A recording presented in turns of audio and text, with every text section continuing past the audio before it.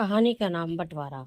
सुरेंद्र सिंह एक अच्छे किसान थे। उनकी सूझबूझ और चतुराई के चर्चे सारे गांव में मशहूर थे। उनकी धर्मपत्नी सुषमा देवी भी मिलनसार और कुशल की रहनी थी। बड़े बेटे नरेश और बेटी सुमन की शादी हो गई थी। सुरेंद्र जी नाती पोते वाले हो गए थे। छोटे बेटे परेश सिंह की शादी होनी थी। पढ़ा लिखा था, नौकरी के लिए प्रयासरत था, लेकिन कहीं नौकरी नहीं मिली थी। गांव में ही एक छोटी सी किराना दुकान खोली थी। 8वीं तक के बच्चों को पढ़ा भी लिया करता था। आय हो जाती थी। बड़े भैया खेती करते थे। पिता बुजुर्ग हो चले थे, सो काम में कम ही हाथ बटा पाते थे। सब कुछ अच्छा चल रहा था। परेश पढ़ा लिखा था। पढ़ी लिखी बहू की तलाश हो रही थी। आखिर पास के ही गांव की हेमा नाम की युवती से परेश की शादी हो गई। घर में खुशियों का माहौल था। बच्चों को और चाची मिल गई। देवरानी और जेठानी घर का काम कर लेती, सो सुषमा देवी को भी राहत मिल गई थी। सब खुशी खुशी रह रहे थे। बैसाख का महीना था। फसल अच्छी हुई थी। नरेश फसल बेचने शहर जा रहा था। सुषमा देवी ने कहा, बेटा बच्चों को कुछ कपड़े लेते आना, और बड़ी बहू का मंगलसूत्र भी टूट गया रहा है, कुछ पैसे मिलाकर नया लेते आना। नरेश ने हामी भर शहर चला गया।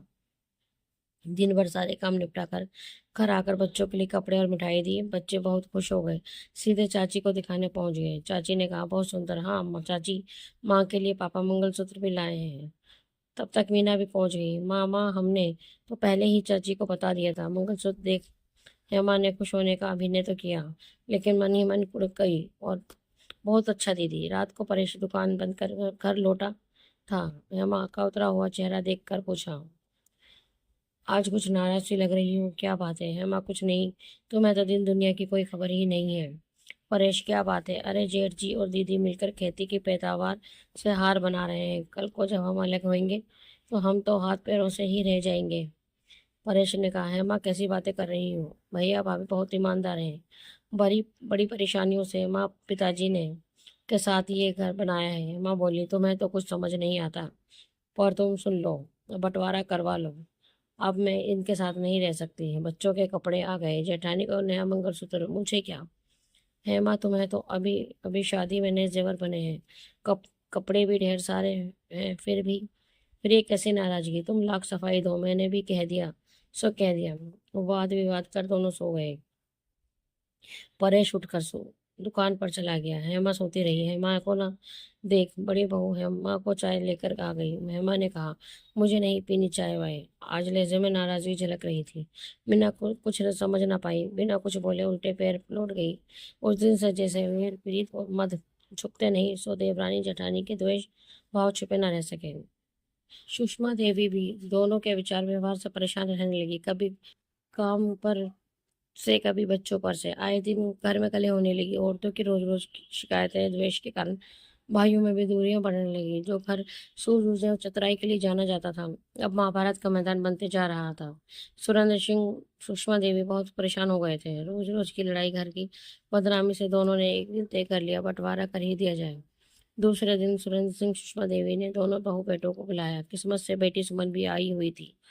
सब बैठे थे। सुरेंद्र सिंह बोले, ठीक है बेटा, अब तक अच्छी चली है, आगे भी परिवार में सब कुछ अच्छा रहे चले, सो बंटवारा कर लो। मेरे पास जो जमीन है, घर है, सो आधा आधा बांट लो। जमा पूंजी कुछ है नहीं, अपना अपना कमाओ और खाओ। दोनों ने सहमति दी। हेमा बोली, बंटवारा भी पूरा नहीं हुआ है। सुमन बोली, भाभी अब क्या बचा है? माँ बाबूजी को कौन रखेगा? ये भी निश्चित हो जाना चाहिए। दोनों भाई एक साथ बोल पड़े, माँ बाबूजी की कोई बात नहीं, किसी के साथ भी रह लेंगे। हेमा बोली, नहीं, आसान नहीं है। बुजुर्गों को दवा दारू का खर्चा, ना रहने पर क्रियाक्रम का खर्चा आसान बात नहीं है। इसलिए एक भाई को माँ को रखे, एक पिताजी को। सुमन बोल पड़ी, भाभी माँ बाबूजी जिंदगी भर एक साथ रहे हैं, क्यों बुढ़ापे में अलग अलग कर रही हो? सुमन ने कहा, माँ बाप को आपको भारी पड़ रहे हैं तो मैं अपने साथ ले जाती हूँ। हेमा बोली, तुम रहने दो ना रानी, तुम अपना घर संभालो, हमने वहाँ की सब कुछ सुन रखी है। सुमन चुप हो गई। माँ बाप की आंखें नम हो गई। घर में बीच से दीवार खड़ी हो गई। औलाद को प्यार दुलार से पालने वालों के बीच दीवार खड़ी हो गई। एक दूसरे का चेहरा देखने को तरसने लगे। जब कभी मिलते, एक दूसरे का सुख दुख पूछ खुश हो लिया करते हैं, क्योंकि जमीन जायदाद की तरह माँ बाप का भी बंटवारा हो चुका था। जीवन भर साथ साथ रहने वाले आज अकेले हो गए थे। दोस्तों, आपको हमारी कहानी बंटवारा कैसी लगी, प्लीज़ हमें कमेंट में ज़रूर बताएं।